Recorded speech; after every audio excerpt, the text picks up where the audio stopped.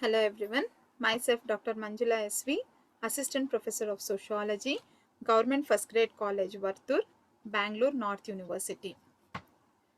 Today I am discussing the subject non-core paper Culture, Diversity and Society for 3rd and 5th semester students who are studying in BSc, BCA, BCom, BBA and BHM.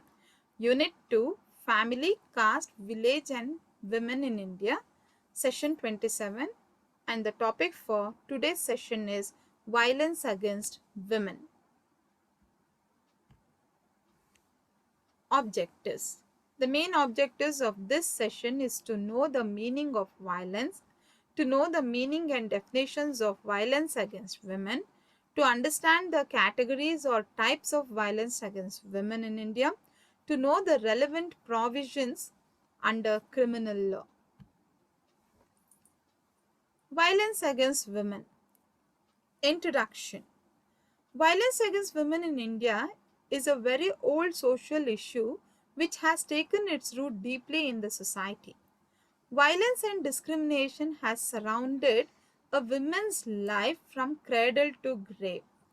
It is not confined to any one society or a country. It is a universal phenomena which cuts across all lines of caste, class and culture. It is an obstacle to the achievement of the objectives of equality, development and peace. Women in the Indian society have been the victims of humiliation, ill treatment, maladjustment, torture and exploitation for as long as we have written records of social organization and family life.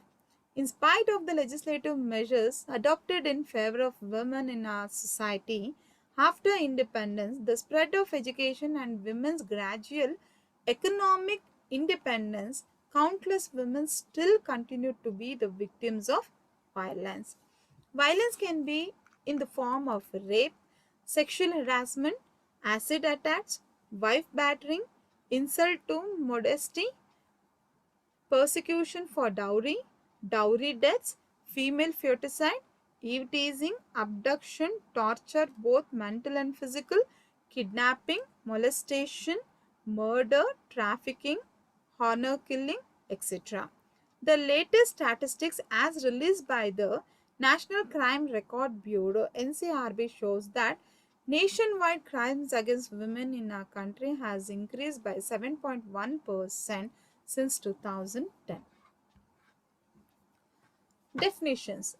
In general, violence can be defined as behavior involving physical force intended to hurt, damage, or kill someone or something.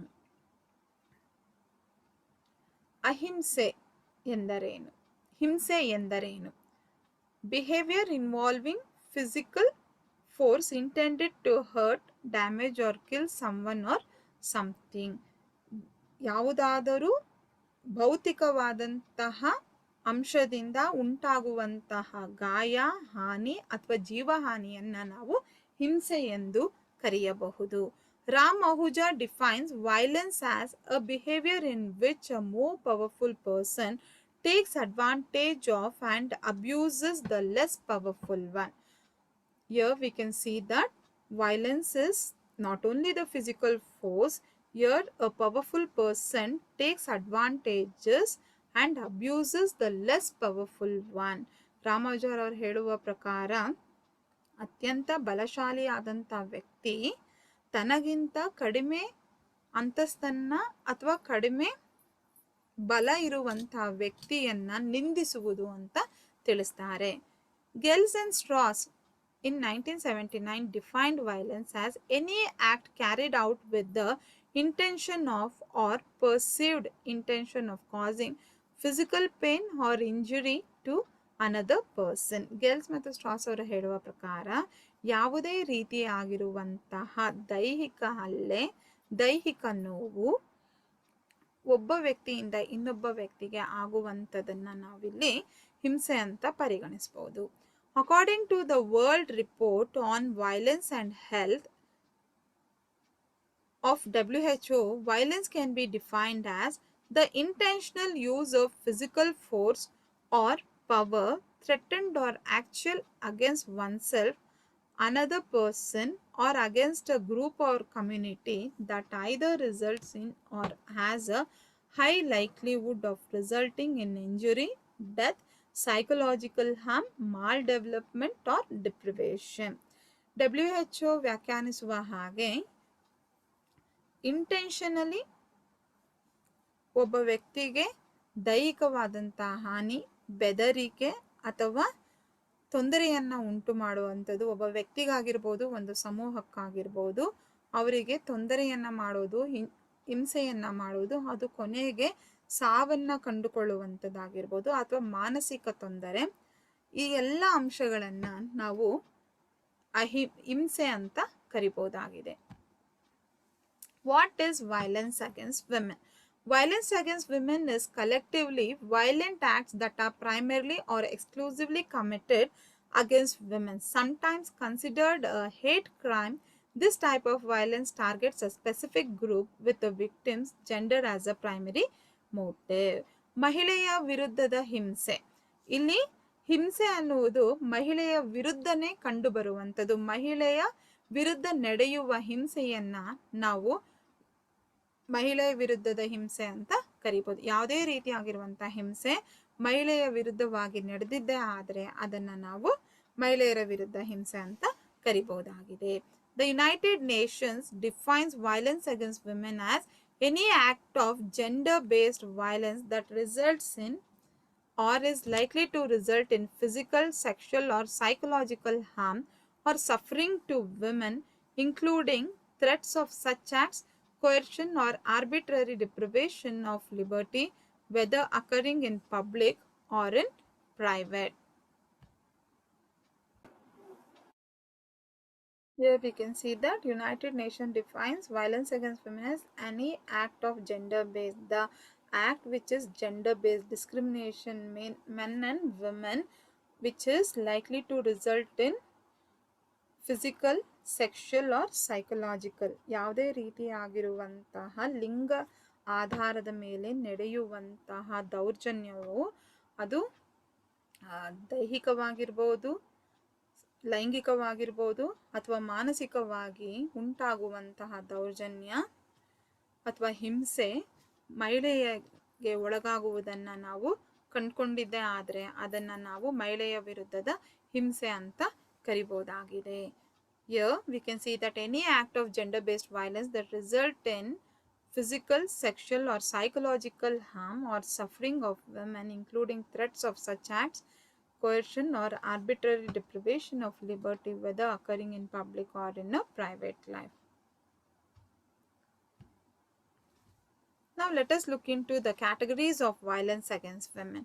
Violence against women can be categorized mainly into three types. One is domestic violence, second one is criminal violence, and the third one is social violence.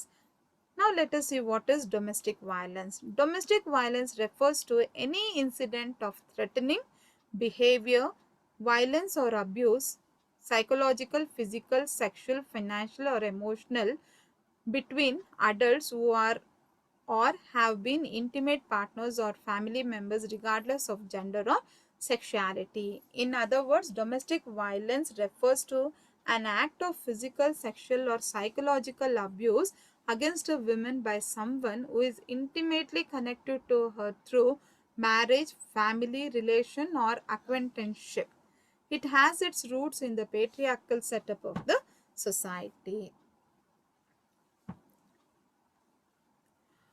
Domestic violence examples such as wife battering, marital rape, female genital mutilations, dowry deaths, sexual abuse, maltreatment of widows and elderly women. ಕೌಟುಂಬಿಕ ಹಿಂಸೆ. ಕೌಟುಂಬಿಕ ಹಿಂಸೆಯು ಮಹಿಳೆಗೆ ಮಾನಸಿಕವಾಗಿ, ದೈಹಿಕವಾಗಿ, ಲೈಂಗಿಕವಾಗಿ, ಆರ್ಥಿಕವಾಗಿ, ಭಾವನಾತ್ಮಕವಾಗಿ ನೀಡುವಂತಹ ಹಿಂಸೆಯನ್ನು ನಾವಿಲ್ಲಿ ಮಹಿಳೆಯರ ವಿರುದ್ಧ ಹಿಂಸೆಯ ಒಂದು ಭಾಗವಾಗಿ ಕಂಡುಕೊಂಡಿರುವಂತಹ ಕೌಟುಂಬಿಕ ಹಿಂಸೆ ಅಂತ ನಾವು ಕರಿಬಹುದು. ಈ ಕೌಟುಂಬಿಕ ಹಿಂಸೆ ಅನ್ನುವಂಥದ್ದು ಮೂಲತಃವಾಗಿ ಮದುವೆಯ ಸಂಬಂಧದಿಂದ ಅಥವಾ ಕುಟುಂಬದ ಸಂಬಂಧಿಗಳು ನೀಡುವಂಥ ಹಿಂಸೆಯನ್ನು ನಾವು ಇದನ್ನು ಕಾಣ್ಬೋದು. ಹೆಚ್ಚಾಗಿ ನಾವು ಪಿತೃಪ್ರಧಾನ ಕುಟುಂಬದ ವ್ಯವಸ್ಥೆ ಇರುವಂತಹ ಸಮಾಜದಲ್ಲಿ ನಾವು ಇದನ್ನು ನಾವು ಹೆಚ್ಚಾಗಿ ಕಾಣ್ತೀವಿ. ಇದಕ್ಕೆ ಉದಾಹರಣೆಯಾಗಿ ಕೌಟುಂಬಿಕ ದೌರ್ಜನ್ಯ ಅಥವಾ ಕೌಟುಂಬಿಕ ಹಿಂಸೆಯಲ್ಲಿ ಕಂಡುಬರುವಂಥ ಉದಾಹರಣೆಗಳು ಪ್ರಕಾರಗಳು ಯಾವ್ದ್ಯಾವುದು ಅಂತ ಹೇಳಿದ್ರೆ, ಹೆಂಡತಿಯನ್ನು ಹೊಡೆಯುವುದು, ವೈವಾಹಿಕ ಅತ್ಯಾಚಾರ,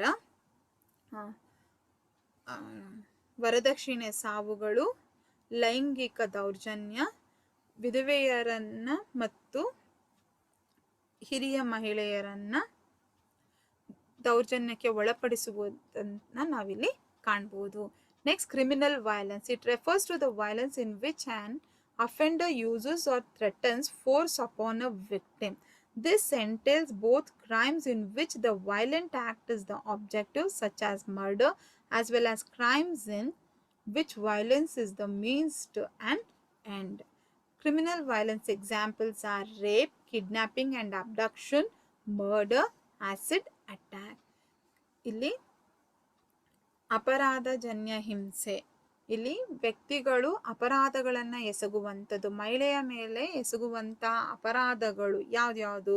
ಅತ್ಯಾಚಾರವನ್ನು ನಡೆಸುವಂಥದ್ದು, ಅಪಹರಣ ಮತ್ತು ಹೊತ್ತೊಯ್ಯುವಿಕೆಯನ್ನು ಮಾಡುವುದು, ಸಾಯಿಸುವುದು, ಕೊಲೆ ಮಾಡುವಂಥದ್ದು ಅಥವಾ ಆ್ಯಸಿಡನ್ನು ಎರಚುವಂಥದ್ದು, ಇವೆಲ್ಲವೂ ಕೂಡ ನಮಗೆ ಹಿಂಸಾತ್ಮಕ ಕ್ರಿಮಿನಲ್ ವೈಲೆನ್ಸ್ಗೆ ಉದಾಹರಣೆಯಾಗಿ ನಾವಿಲ್ಲಿ ತಗೋಬಹುದಾಗಿದೆ. Next is social violence. It can range from an interpersonal act of violence between two people on the playground to a mass shooting by one person.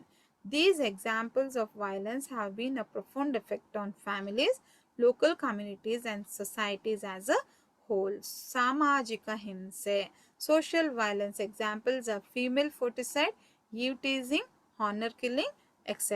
ಸಾಮಾಜಿಕ ಹಿಂಸೆಯು ಕೇವಲ ವ್ಯಕ್ತಿಯನ್ನು ಬಾಧಿಸುವಂಥದ್ದಲ್ಲ, ಇಡೀ ಸಮಾಜವನ್ನು ಬಾಧಿಸುವಂತಹ ಕೃತ್ಯವಾಗಿದೆ. ಈ ರೀತಿಯಾಗಿರುವಂತಹ ದೌರ್ಜನ್ಯಗಳಿಗೆ ಉದಾಹರಣೆಗಳು ಯಾವುದಪ್ಪ ಅಂತ ಹೇಳಿದ್ರೆ, ಹೆಣ್ಣು ಶಿಶು ಹತ್ಯೆ, ಛೇಡಿಸುವಿಕೆ ಮತ್ತು ಮರ್ಯಾದಾ ಹತ್ಯೆಯನ್ನು ನಾವು ಇದಕ್ಕೆ ಉದಾಹರಣೆಯಾಗಿ ತಗೋಬಹುದಾಗಿದೆ.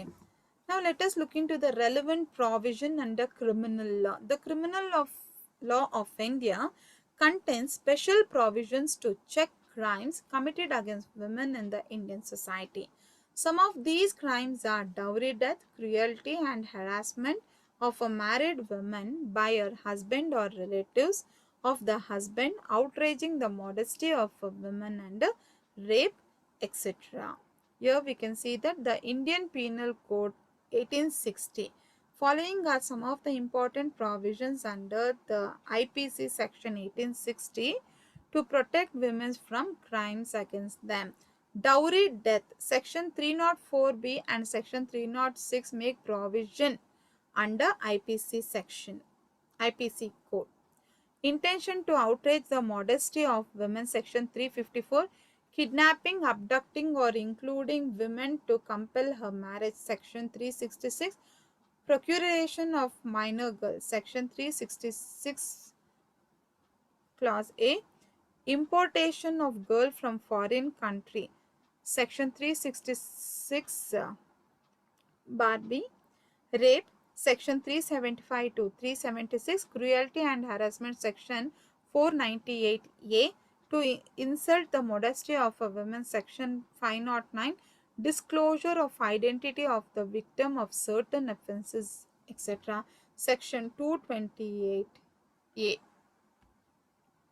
Other legislative measures. The Parliament of India has been passed the laws from time to time to prevent crimes in Indian society. The following are some of the important enactments pertaining to the crimes against women. The Immoral Traffic Act of 1956. This supports the kidnapping and abduction of a woman or a girl child. The Dowry Prohibition Act of 1961. The Medical Termination of Pregnancy Act of 1971. The Indecent Representation of Women Prohibition Act of 1986. The Commission of Sati Prevention Act of 1987, the National Commission for Women Act 1990, the Preconception and Prenatal Diagnostic Techniques Prohibition of Sex Selection Act 1994, the Protection of Women from Domestic Violence Act 2005. These are the legislative measures which are important enactments pertaining to the crimes against women. Now let us see the measures to improve the status of women. Women constitute half power of the country. So in order to make the country a fully powerful country, women empowerment is very necessary. The most famous saying said by Pandit Jawaharlal Nehru is, to awaken the people, it is the women who must be awakened. Once she is on the move, the family moves, the village moves, the nation moves. The India to empower the women, first it needs to kill all the demons killing women's rights and values in the society, such as dowry system, illiteracy, sexual harassment, inequality, female infanticide, domestic violence against women, rape, prostitution, illegal trafficking and other issues. Here, Pandit Nehru says that if the woman is awakened, the whole family gets awakened, the village will be empowered, the nation will be empowered, and we can see the progress in the family, village and the nation. So, it is a need to empower women. So, in empowering women, first we have to kill the obstacles or kill the demons who are snatching the women's rights and values in the society, such as we have to kill the demons. They are such as dowries, acid attacks, rape, etc. Now, to improve the status of women and women's development, various movements, programs are being carried out by the government, voluntary organization and by lot of social activities. They are as follows. Legislative measures. The government has undertaken legislative measures to ensure equal rights and opportunities for women and also to provide justice for women. They are the Hindu Marriage Act of 1955, the Hindu Succession Act of 1956, the Hindu Adoption and Maintenance Act of 1956, the Suppression of Immoral Traffic of Women and Girls Act 1956, the Dowry Prohibition Act of 1961, Medical Termination of Pregnancy Act 1971, the Equal Enumeration Act of 1976, the Factories Amendment Act of 1976, the Family Court Act of 1984, the Muslim Women's Protection of Rights on Divorce Act 1986. These are the legislative measures which are undertaken by government to ensure equal rights and opportunities for women in order to provide justice for them. Legal assistance to assure justice to women. The government has established a special cell attached to Labour Department in 1976 with a view to provide due assistance to women in distress. The responsibility of this cell is to entrust it to the Commissioner of Police to assist judiciary in its task of ensuring judicial protection to women. Social vigilance groups are established. Family courts established according to the Family Court Act of 1984 are giving legal protection to women. The Social Welfare Department has established Women's Bureau in order to look into the problems of women and to find solution for the same. Education. Education develops the skills, imparts knowledge, changes the attitude and improves the self-confidence. It provides employment opportunity and increases income. Hence, educating women is the prime factor to combat gender discrimination and for the upliftment of women. Not only the female, the society must be educated to give equal right for female. The Central Education Department, the National Council of Education, Research and Training NCRT, the National Adult Education Program NAEP and other institutions have immense greater interest in providing educational facilities for women.